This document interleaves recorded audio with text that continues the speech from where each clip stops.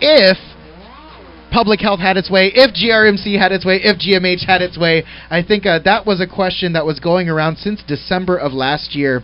And the line that I use, and by the way, let's welcome GRMC officials, Eric Plinske and Lindsey Bowman-Wilson to the studio. Hafaday, everyone. Thank you for having us. So, the line that I wrote in today's morning news was the rescinding of this denial policy came sort of as suddenly and with as little explanation as the implementation of this denial policy.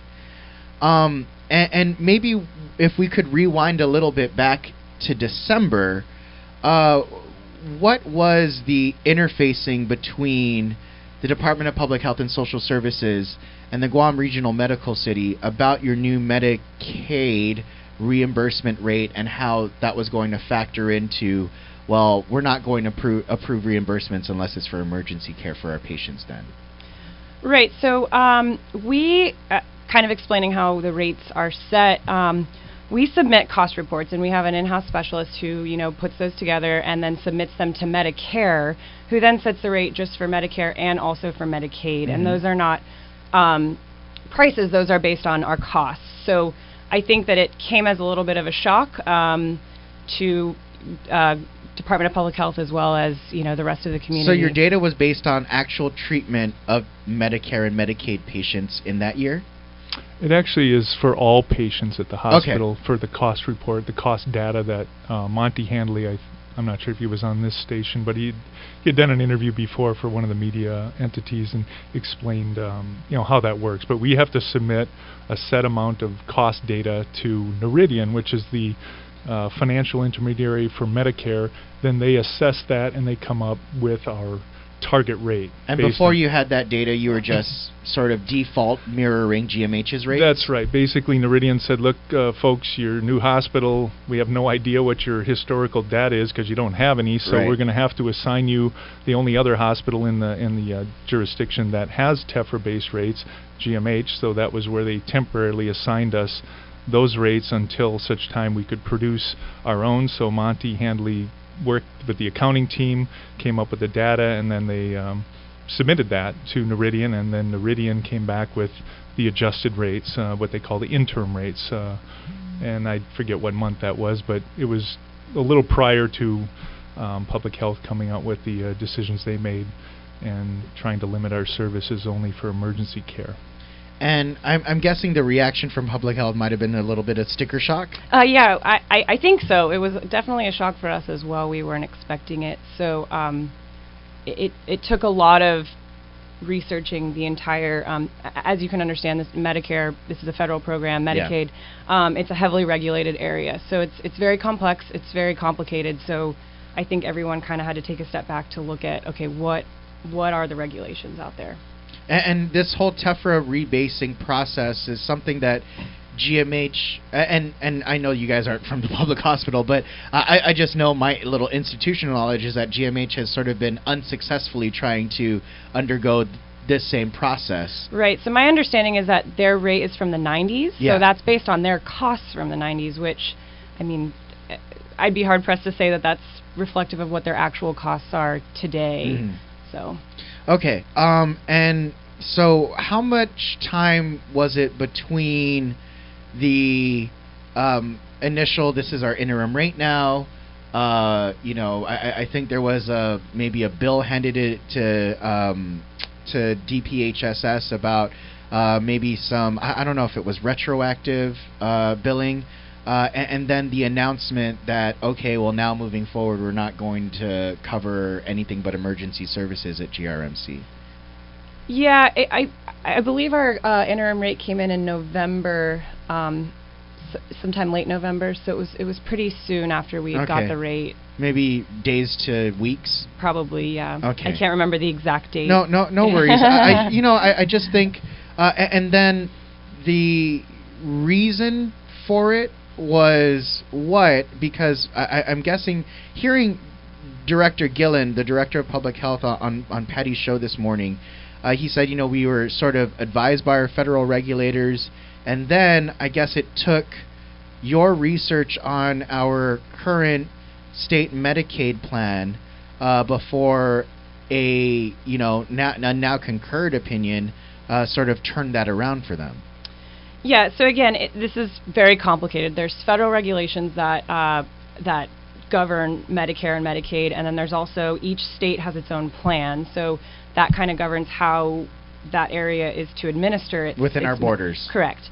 And that's something that's submitted to CMS, and they approve or disapprove. And there's a whole amendment process if you want to change any of it. Which you're actually going through right now, right? Correct. Yeah. So I think everyone kind of came to the realization that this is going to require sector-wide reform rather than just kind of instant fixes, and that's what we're really hoping to work with all the government agencies on, as well as GMH, and we are very willing to help find those areas of extra federal funding to help fund the whole program. Okay. And so what was a particular provision that you found that sort of necessitated this backtracking of the denial?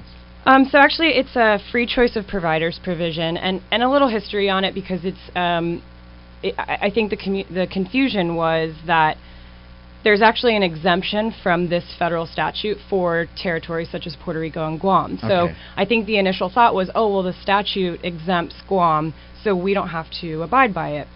But the problem is it was incorporated into the state plan, so they adopted it. So the federal government exempted us from it, and then the local government adopted that law we were exempted from. Right, and it says that the Medicaid agency assures that any individual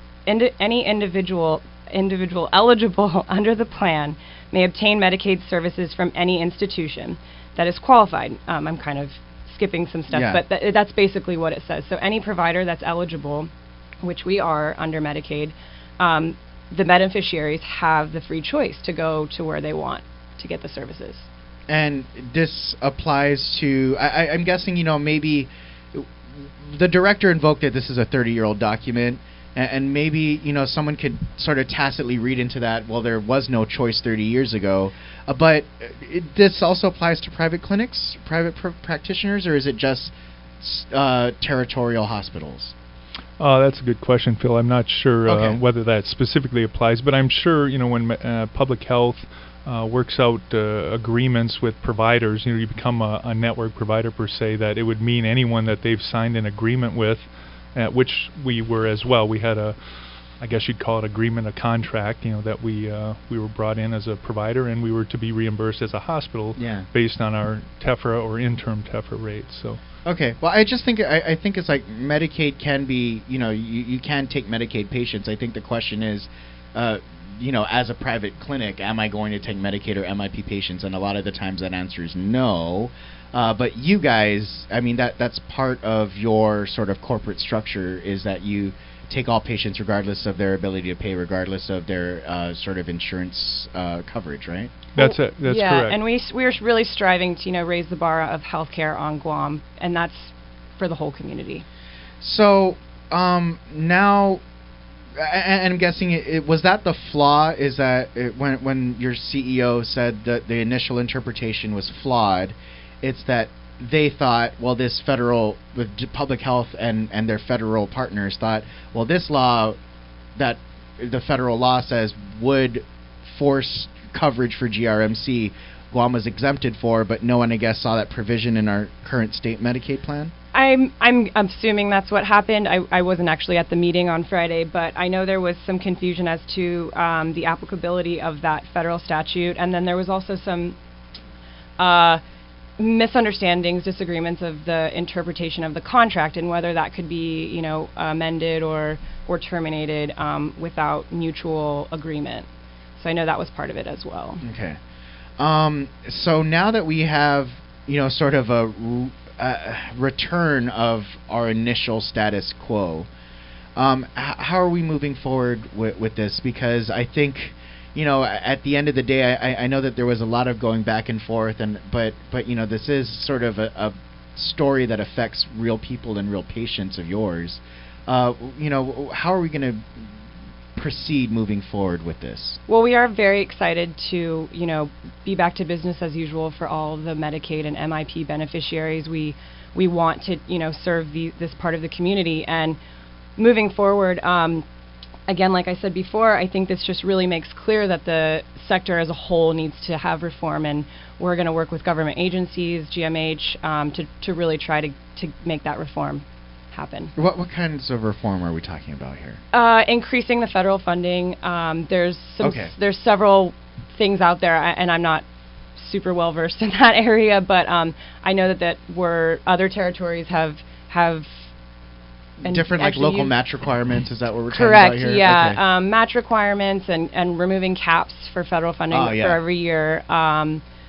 Yeah, Phil, I guess as an example, for instance, the 50 states right now all receive their Medicaid funding based on a formula called FMAP, and it stands for the Federal Medical Assistance Percentage. That's really the matching rate. Currently in Guam, we get a 55% match, and that's only because of the Affordable Care Act, Obamacare money. It raised it from 50 to 55%, but it's due to go back to 50% by 2019. All the states receive their money based on a formula that matches or measures their per capita income in their state versus the federal or the national per capita income. So the lower income states get a higher federal match with a max of 83%, and the higher income states get a lower federal match, no lower than 50%. So you can see where it's a little bit bizarre, where Guam or the territories who have the absolute lowest per capita incomes, if Mississippi, West Virginia, those are generally the states with the lowest income, we go way below their per capita income, yet we get reimbursed like California, New York at the 50%. So that's one of the issues. And then on top of that, none of the 50 states have a cap on their federal reimbursement, and all the territories do. So when you have that double whammy, it's a real mess. So we're working to try and all the territories are trying to remove the caps and apply the FMAP formula the same way it's applied in the 50 states. We're just saying it's only fair. And just to give you an idea, in 2015, according to federal records, Guam received about $53.3 million in federal match money for the Medicaid and CHIP, Children's Health Insurance Program. Now, and we in the local government spent about $38.3 million. Now, if we would have gotten, and we feel we would get the 83% match if it was using the FMAP, if we got that FMAP at 83%, instead of getting $53 million, we'd get $187 million. You can imagine how that would assist for the amount of local match that we if we just the same 38.3 million, instead of getting the 53.3 million we got at 50 or 55%, we would have got 187 million, and that's 133 million more than we got. So that's the impact, getting just what all the other 50 states get, what it would do for Guam, and that would help GMH, it would help us, it would help all the providers, and then GMH, of course, is trying to find a way to raise their rates. They're not the only hospital in the Virgin Islands. There's 2 government hospitals. Samoa, they're all trying to go through this TEFRA rebase and find a way to increase their rates, because they're all stuck in 1990 rates, which are far below their actual costs right now. Part of the sector reform that I'm thinking of, though, is local funding. Because, it doesn't matter if the federal government says here's 50 cents, 55 cents, or 83 cents. If we don't have that local match to back it up, we're not going to be able to accept that money from the federal government. And I think actually Senator Dennis Rodriguez is trying to figure out how we can spend some money from the federal government tied to the Affordable Care Act that's set to expire in 2019. Is that also on your radar as far as trying to look at local funds and where we can come up with that money as well? Because I think that has to be part of the conversation as well.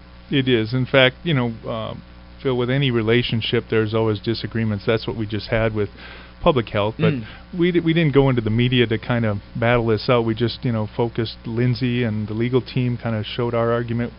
We presented that. Now public health has agreed, so they've rescinded their original intent to limit services. But the whole time that was going on, we were actually meeting with public health, Senator Rodriguez, the governor's office, and working out this little disagreement, but also looking at the future of how to expand the coverage, look at local resources. And Senator Rodriguez has some ideas about MIP managed care, Medicaid managed care.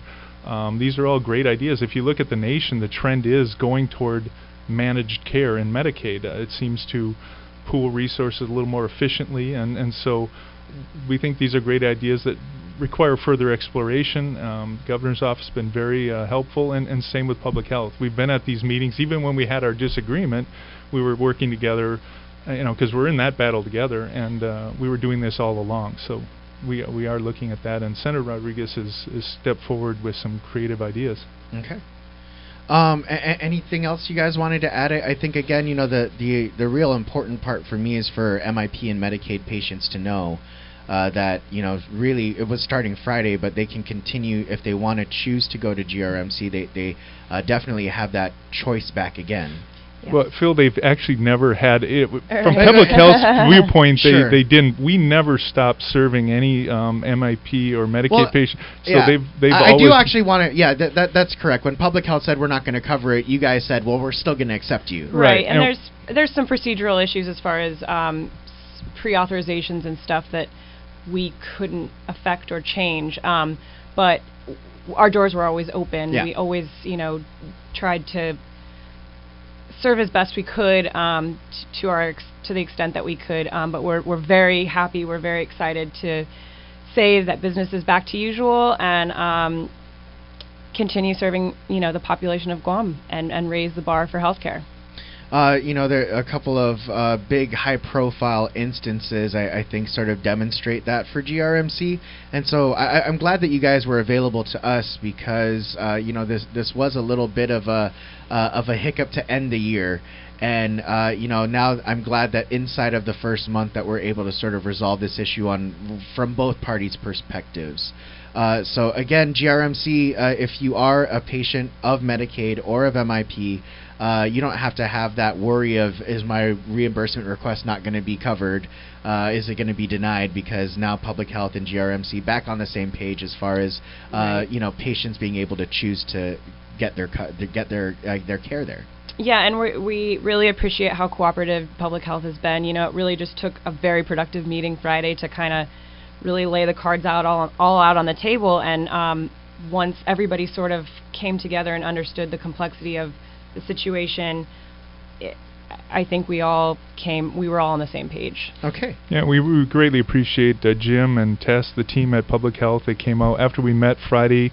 They immediately did the release. So while we had a disagreement, we resolved it, and they acted quickly. And we, they're our partners, so we are definitely working with them and looking forward to come up with solutions with the government on how to keep this program going and actually, increase funding and provide more care to more people, more access. So since we can go onward and upward, any sort of GRMC 2017 resolutions you want to talk about, Eric? Yeah, resolutions. Well, we've had our own speed bumps along the way. The H-2B visa issue. So we are constantly trying to ramp up our services, the number of beds available, our cardiac unit. I think we're trying to get that relaunched so that people won't need to go off island for heart surgeries.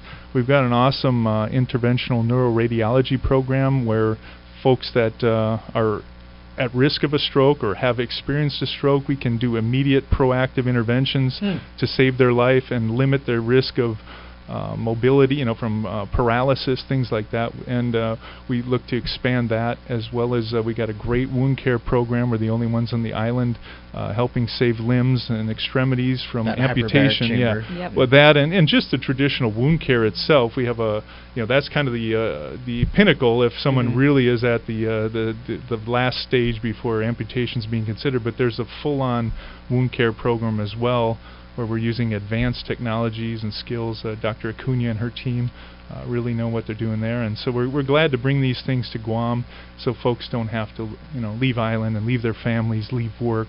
Great cancer program. We continue to ramp that up. We have a linear accelerator, a radiation machine that is the best in the market in the world. In fact, when the manufacturer was here in late last year, they said we are actually the only one in all of Asia that has this machine. I didn't know that. And okay. Our radiation oncologist, who came from the University of Indiana Research Hospital, said that when he came here, he was shocked. Actually, one of the reasons he took the job is that when he found out, when Dr. Cruz, our chief medical officer at the time, now our COO, called to try and recruit him, and he asked what kind of machine we had. It's a a Varian True Beam, and he explained, and I guess Dr. Cruz said there was like a 10 seconds of silence, like he thought he lost the connection. He's like, hello, and Dr. Coe, he just was shocked. He said that machine is better than what we have here at the University of Indiana Research Hospital. So, that's the kind of technology and resources and